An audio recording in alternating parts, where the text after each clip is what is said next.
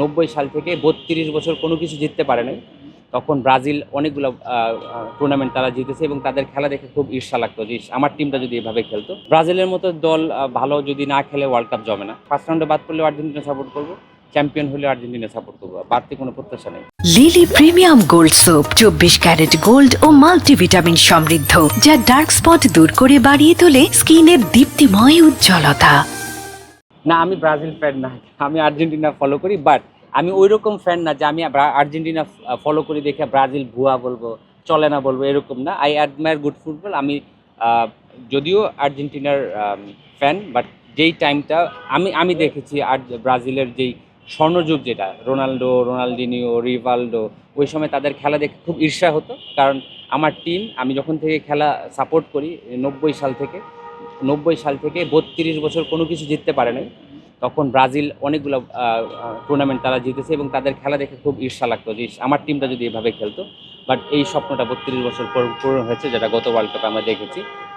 Argentina যে unbelievable comeback করেছিল, এটা আসলে আউটস্ট্যান্ডিং। এবং সব কিছুর পরে যে এত গঞ্চনা, এত বঞ্চনা সহ্য করা, এত গালি যে আরে কি ভুয়া টিম সাপোর্ট করো, ওইখান থেকে মুক্তি পেয়েছি। এটা আসলে এটা একটা চলমান প্রক্রিয়া।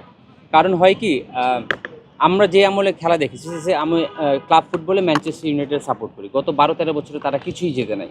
এখন আমি যদি আমার ছেলের সাথে কথা বলি, সে আমার আমলের প্লেয়ারদের চেনে না। সেটা আসলে একটা চলমান প্রক্রিয়া। যেমন কেউ যদি আমাকে বলে যে ভাই রিয়াল মাদ্রিদ বা বার্সেলোনার খেলা দেখেন কিনা, আমি হয়তো 5টা প্লেয়ারের নামই বলতে পারবো না, কিন্তু আমার আমলে যদি থাকে আমি কিন্তু সবাইকেই চিনি। তো এটা আসলে চলমান প্রক্রিয়া। এই উন্মাদনাটা আসলে প্রজন্ম থেকে প্রজন্মতে ছড়িয়ে যায়। আমার ছেলে যেমন আর্জেন্টিনার সাপোর্টার, হয়তো তার ছেলেও আর্জেন্টিনার সাপোর্ট হবে, তখন হয়তো মেসি থাকবে না, অন্য কেউ থাকবে। ব্রাজিল ডেফিনেটলি তারা চেষ্টা করবে, তারা কার্লো আনচেলত্তিকে যেহেতু কোচ করেছে, তাদের ডেফিনেটলি ঘুরে দাঁড়ানোর একটা চেষ্টা আছে। ব্রাজিলের মতো দল ভালো যদি না খেলে ওয়ার্ল্ড কাপ জমে না। আশা করি ব্রাজিল এবার ভালো খেলবে। না, ওরকম তেমন কোনো প্রত্যাশা নেই ওই সেন্সে। ভালো করলে ভালো, খারাপ করলেও ভালো। কারণ আর্জেন্টিনায় যেহেতু সাপোর্ট করবো, ফার্স্ট রাউন্ডে বাদ পড়লেও আর্জেন্টিনা সাপোর্ট করবো, চ্যাম্পিয়ন হলে আর্জেন্টিনা সাপোর্ট করবো, বাড়তি কোনো প্রত্যাশা নেই।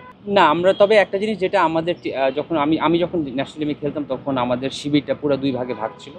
এক পাশে ছিল মাশরাফি ভাই আর সাকিব আল হাসান, ওরা হচ্ছে গিয়ে আর্জেন্টিনার সাপোর্টার।